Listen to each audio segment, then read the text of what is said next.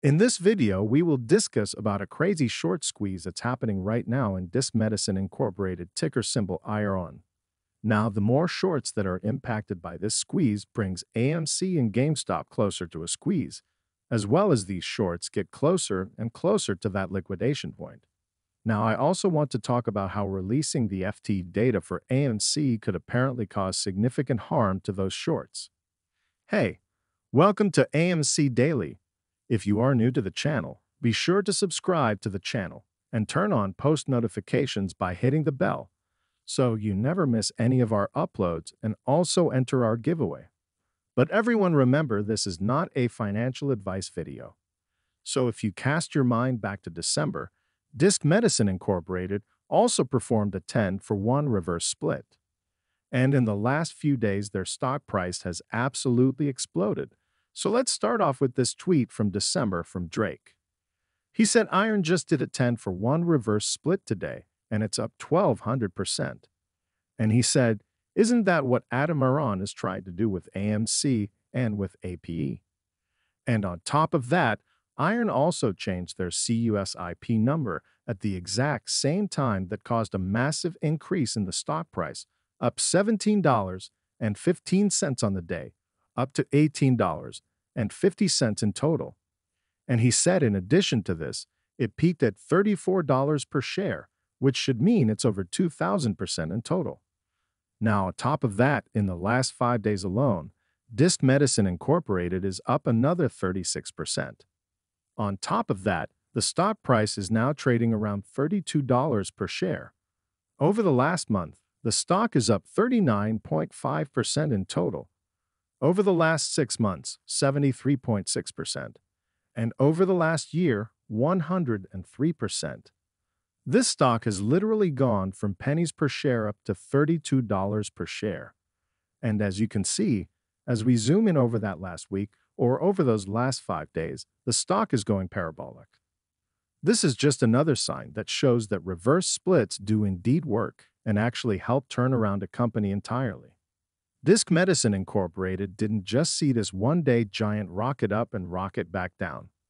They've actually been steadily growing over the last year. Now, you may remember my video from Friday on why Adam Aron is actually on our side.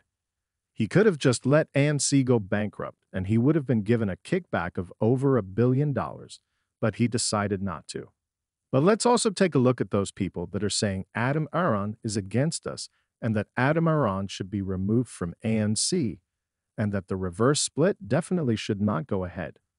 One of those perpetrators against the reverse split is Spence, and he tweeted saying, "If you're sick and tired of Adam Aron robbing AMC and APE shareholders blind, then sign this petition." Now, we know that Adam Aron doesn't rob shareholders blind because he's actually with us, as he could have allowed AMC to go bankrupt time and time ago. But as I said, let's take a look a little closer at who actually is against AMC and who is against the reverse split. Mark Kohrs has created this petition against the reverse split and to remove Adam Aron as the CEO. And he's tagged some of the #1 supporters, which is Spence, Terrible, Gun Girl NYC, which is Amy and Charles Gasparino. So basically, those key perpetrators against AMC and against the reverse split are known short sellers, known shilsters, and also Charles Gasparino. What I'm basically saying is that if you're against the reverse split, you're basically supporting Charles Gasparino, you're supporting short sellers, you're basically supporting Matt Kohrs and other shill accounts. And as David tweeted, he said, "Isn't Mark Kohrs a hedge fund short seller? Could he be so short on AMC and APE that he's going to lose a lot of money if AMC succeeds? Why is Mark Kohrs joining forces with Charles Gasparino against Adam Aron and against the reverse split?" He asked. Why is he so desperate? And why are they using a picture of APEs? Because obviously, these accounts are not APEs. Right now, we have a clear split in the AMC community. We have those against the reverse split like Charles Gasparino, like Mark Kohrs, like Matt Kohrs and many other shills, and we have those for the reverse split. Now, obviously, I'm not telling you which side to take. I'm asking you to do the due diligence and make up your own mind based on the information in my video and everybody else's videos. Now, you may have seen this Freedom of Information Act request that would supposedly cause significant harm to those short sellers if the FTD data was released. It says, "This is the final response to your October 5, 2022 request for information regarding a security under the ticker AP that had 43 million FTDs on the first day of trading." The question was asking which broker traded this particular security without having located them from the transfer agent. It says that access is denied to the FTD data that is responsive to your request. It says, "Please be advised that I have considered the foreseeable harm standard in preparing this response." Basically, the SEC have decided that it would cause foreseeable harm if it was released. Which broker was causing all of these FTDs in AMC and APE? Again, it's obviously crazy. The SEC is literally supporting short sellers at this point. But it is also good to see that we are indeed right with all of our due diligence and that everything we've said is basically correct. There's obviously significant synthetic shorting happening on AMC and APE. So significant to the point where the release of that data would cause foreseeable and significant harm. And that's likely why AMC has spent the majority of February and also April so far on the regulation as show threshold securities list. Alan tweeted saying this is the regulation show list activity so far in 2023. And he asks, how much longer will this be allowed to go on before the SEC or Gary Gensler actually does something to protect investors, which I imagine the SEC and Gary Gensler especially won't be doing anything. And he says at some point there will be no more sham resets or using options to manipulate themselves off the regulation show list. At some point, forced covering by buying the shares needs to be enforced. Now, it likely won't be enforced by Gary Gensler, also wouldn't be enforced by Hester Pierce.